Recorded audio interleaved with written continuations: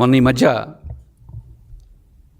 శాసనమండలి సభ్యుడు జయమంగళం వెంకటరమణ గారి రాజీనామా తిరస్కరణ పేపర్లో చూసి నాకు చాలా విచిత్రంగా అనిపించింది. ఒక ప్రజాస్వామ్య దేశంలో ఎన్నికల్లో పోటీ చేసి గెలిచి నాకు ఆ పదవి వద్దు అని స్వచ్ఛందంగా పదవికి రాజీనామా చేసే హక్కు ఏ సభ్యుడికైనా ఉంటుంది. అలాగే శాసనమండలిలో ఎమ్మెల్సీగా ఉన్న అభ్యర్థి స్వచ్ఛందంగా ఎమ్మెల్సీ పదవికి రాజీనామా చేసే హక్కు కలిగి ఉంటాడు. ఈ జయమంగళం వెంకటరమణ గారు, మరికొంతమంది సభ్యులు, మర్రి రాజశేఖర్ గారు కానీ, పోతుల సునీత మేడం గారు కానీ, పద్మశ్రీ మేడం గారు కానీ, రాజశేఖర్ గారు కానీ, వీరందరూ కూడా వైసీపీ పార్టీకి రాజీనామా చేశారు. ఎమ్మెల్సీగా కూడా రాజీనామాను అందించారు. ముఖ్యంగా 2024 నవంబర్లో రాజీనామా చేస్తే సుమారు 1 సంవత్సర కాలం రాజీనామా చేసిన తరువాత మా రాజీనామాను ఆమోదించండి అని చెప్పి లిఖితపూర్వకంగా ఇవ్వడమే కాకుండా బహిరంగంగా శాసన మండలిలో స్వచ్ఛందంగా నిలబడి, సార్ గౌరవ చైర్మన్ గారు మా రాజీనామాను ఆమోదించండి అని నిలబడి వీళ్ళు అడిగితే కనీసం వారి వైపు చైర్మన్ గారు కనీసం చూడడం కూడా లేదు. చివరికి జయమంగళం వెంకటరమణ గారు మా రాజీనామాని ఆమోదించలేదని కోర్టుకు వెళ్ళడం జరిగింది. 2025 సెప్టెంబర్లో కోర్టుకు వెళ్తే కోర్టు దీనిపై అఫిడవిట్ని దాఖలు చేయమని చైర్మన్ గారికి సూచించడం జరిగింది. కానీ చైర్మన్ గారు స్పందించలేదు. ఈ నేపథ్యంలో కోర్టు 10,000 రూపాయలు జరిమానా కూడా చైర్మన్ గారికి విధించడం జరిగింది. అసలు ఇది వింటుంటేనే చాలా విచిత్రంగా అనిపిస్తుంది. నేను వెళ్ళిపోతాను, నా సభ్యత్వానికి రాజీనామా చేస్తాను అని అడిగితే కనీసం రాజీనామాను ఆమోదించకపోవడం ఏంటి, స్పందించకపోవడం ఏంటి? లిఖితపూర్వకంగా అడిగారు, బహిరంగంగా సభలో అడుగుతున్నారు, అయినా స్పందించకపోవడం ఏంటి? ఎవరి హక్కులు కాపాడడానికి మీరు ఈ చర్యకి పాల్పడుతున్నారు? అసలు ఎక్కడైనా సరే ఒక కోర్టు చైర్మన్కి 10,000 రూపాయలు జరిమానా విధించే సందర్భాలు ఎక్కడైనా మనం విన్నామా? ఎంతో హుందాగా ఉండే ఆ చైర్మన్ పదవికి అది కళంకం కాదా? చాలా దారుణంగా ఉంది అది వింటుంటేనే మాకు. నిజానికి ఈ సభ్యులందరూ ఎన్నోసార్లు నిలబడి మా రాజీనామాను ఆమోదించండి అని అడిగినప్పటికీ ఎందుకు చైర్మన్ గారు రాజీనామాను ఆమోదించటం లేదు?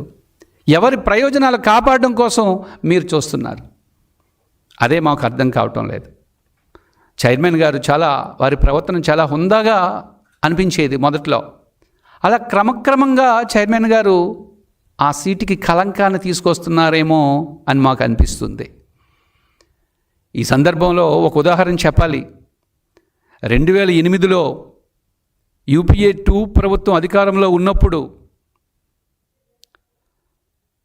అమెరికాకు సంబంధించి న్యూక్లియర్ డీల్ అనే అంశంపై ఓ వివాదం వచ్చినప్పుడు ఆ రోజు కమ్యూనిస్ట్ పార్టీలు, వామపక్షాలు కాంగ్రెస్కి మద్దతును ఉపసంహరించుకున్నాయి. అలా ఉపసంహరించుకున్నప్పుడు అప్పటి స్పీకర్ అయిన సోమనాథ్ చటర్జీ గారిని తమను కూడా పదవికి రాజీనామా చేయమని అడిగాయి. అయినప్పటికీ 10 సార్లు పశ్చిమ బెంగాల్ నుంచి ఎంపీగా ఎన్నికైన సోమనాథ్ చటర్జీ గారు ఆ స్పీకర్ పదవికి వన్నె తెస్తూ, గౌరవాన్ని పెంచుతూ, స్పీకర్ పదవి అనేది రాజకీయాలతో సంబంధం లేని పదవి, రాజకీయాలకు అతీతమైన పదవి అని భావించి పార్టీ వారు చెప్పినట్టు వినుకుంటా ఆ స్పీకర్ పదవికి వన్నె తెచ్చి ఈరోజు భారతదేశ చరిత్రలో స్పీకర్ అంటే సోమనాథ్ చటర్జీ గారు గుర్తుకొచ్చేలాగా వ్యవహరించారు. అంటే ఎటువంటి పక్షపాతానికి పోలేదు ఆయన. బట్ ఈరోజు చూస్తే ఆంధ్రప్రదేశ్ రాష్ట్రంలో శాసనమండలి చైర్మన్ గారి ప్రవర్తన చూస్తుంటే, సభ్యులు రాజీనామా చేస్తుంటే వారి రాజీనామాను ఎందుకు ఆమోదించట్లేదని అడుగుతున్నాం. ఎవరి ప్రయోజనాల కోసం మీరు ఆమోదించట్లేదు? అఫ్కోర్స్ మీరు వైసీపీ పార్టీ నుంచి ఎమ్మెల్సీగా గెలిచి ఉండవచ్చు, లేదా మీ పార్టీ నాయకుడు మిమ్మల్ని చైర్మన్గా ఆ సీట్లో కూర్చొని పెట్టి ఉండవచ్చు. అంత మాత్రాన దయచేసి ఆ పదవికి, ఆ సీటుకి కలంకం తేవద్దని మేము కోరుతున్నాం. మీకు నిజంగా మీ పార్టీకి ప్రచారం చేసుకోవాలనుకుంటే చేసుకోవచ్చు, మీ పార్టీ కోసం పోరాటం చేయాలంటే పోరాటం చేయవచ్చు, కానీ ప్రజాస్వామ్యాన్ని మాత్రం కూనీ చేయకండి.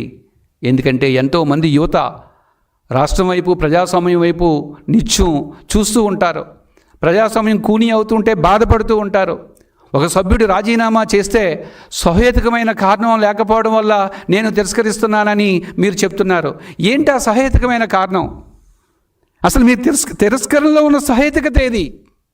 ఏ రీజన్తో మీరు తిరస్కరిస్తున్నారని చెప్పి ఈరోజు మేము మిమ్మల్ని ప్రశ్నిస్తున్నాం. మహాభారత యుద్ధంలో కర్ణుడు ఉంటాడు, గొప్ప దానం చేసిన వ్యక్తి, అన్ని విద్యలు తెలిసిన వ్యక్తి, గొప్ప వీరుడు. అంతటి వీరుడు కేవలం అధర్మం వైపు నిలబడడం వల్ల,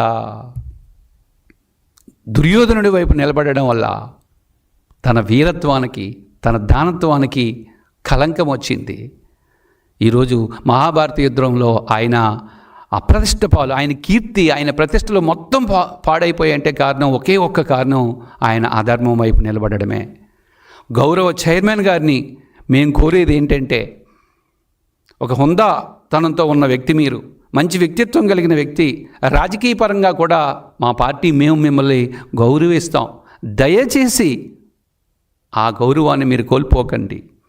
ఆ సీటు యొక్క హుందాతనాన్ని మీరు పాడు చేయకండి. ప్రజాస్వామ్యంపై ప్రజలకున్న నమ్మకాన్ని, విశ్వాసాన్ని కాపాడండి. మీ వైసీపీ పార్టీ కోసమో, లేకపోతే అక్కడ సభ్యులు రాజీనామాలు అన్నీ ఆమోదిస్తే శాసనసభలాగా శాసన మండలిలో కూడా మెజారిటీ పోతుందనో, లేకపోతే ఒక్కొక్క సభ్యుడు రాలిపోతాడనే ఉద్దేశంతో మీరు అట్లా హుందాతనం పాడు చేయకుండా ఉండాలని మరొక్కసారి మేము గౌరవ చైర్మన్ గారిని కోరుకుంటున్నాం. ఎందుకంటే కోట్లాది ప్రజలు మీరు చేసే ప్రతి పనిని కూడా రెండు కళ్ళతో చూస్తున్నాయి, కోట్లాది కళ్ళతో చూస్తున్నాయి చైర్మన్ గారు ఏం చేస్తున్నారని. ఒకప్పుడు శాసనసభను బాగా వీక్షించేవారు, ఈరోజు శాసన మండలిలో ఏం జరుగుతుందో ప్రతి అంశాన్ని కూడా చూస్తున్నారు. ఆంధ్రప్రదేశ్ రాష్ట్ర ప్రజలే కాదు, పక్క రాష్ట్ర ప్రజలు, మన తెలంగాణ ప్రజలు కూడా మన వైపు చూస్తున్నారు. చైర్మన్ యొక్క వ్యవహార శైలిని చూస్తున్నారు.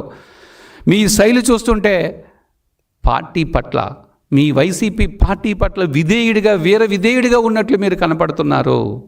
మేము కోరేది ఒక్కటే, సోమనాథ్ చటర్జీ గారిలాగా ఆ పదవికి వన్నె తెస్తారో లేదా. గతంలో శాసనసభలో చూసాం, 2019-24లో చూసాం, అక్కడ స్పీకర్ యొక్క చర్యలు చూసాం. మా పార్టీ సభ్యులందరూ ఇటువైపు రండి అని చెప్పి నేరుగా శాసనసభ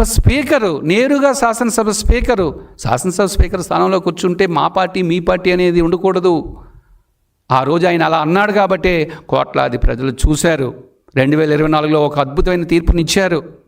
ఈరోజు శాసన మండలి ప్రజలందరూ చూస్తున్నారు. దయచేసి మీరు నిష్పక్షపాతంగా, రాజకీయాలకు అతీతంగా వ్యవహరించి ఆ చైర్మన్ పదవికి మరింత వన్నె తేవాలని మేము కోరుకుంటున్నాం. అంతేగాని మీ పదవిని, మీ హుందాతనాన్ని దిగజార్చవద్దు. వైసీపీకి, ఆ పార్టీకి మీరు లొంగిపోయి పక్షపాతంగా వ్యవహరించొద్దని నేను కోరుకుంటున్నాను.